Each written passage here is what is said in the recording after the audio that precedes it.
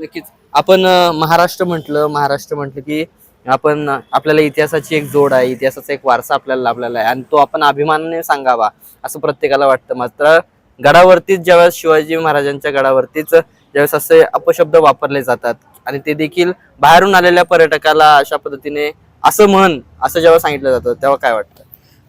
खरं बघायला गेलं तर आपल्या पुण्याला देशाची सांस्कृतिक राजधानी म्हटलं जाते. पुणे हे देशाला एक विचार देण्यासाठी ओळखलं जाते आणि अशा ठिकाणी जे सिंहगड आहे, ज्या ठिकाणी शिवाजी महाराजांचं वास्तव्य झालेलं आहे किंवा शिवाजी महाराजांचा पदस्पर्श झालेला आहे, तर शिवाजी महाराजांच्या पदस्पर्शानं पावन झालेले हे जे सगळे स्थळ आहेत ते आपल्यासाठी तीर्थक्षेत्र आहेत.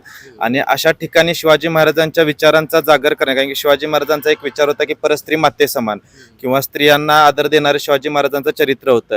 मग अशा शिवाजी महाराजांच्या किल्ल्यावर जर आपलेच काही मराठी लोक जे परदेशातून पाहुणे आलेले आहेत, जे शिवाजी महाराजांचा इतिहास जाणून घेण्यासाठी आलेले आहेत, त्यांना जर अशा गोष्टी शिकवत असतील आणि अशा गोष्टी शिकवताना चुकीच्या पद्धतीने शिकवताना त्यामधून कुठेतरी स्त्री शक्तीचा अपमान पण केला जात आहे.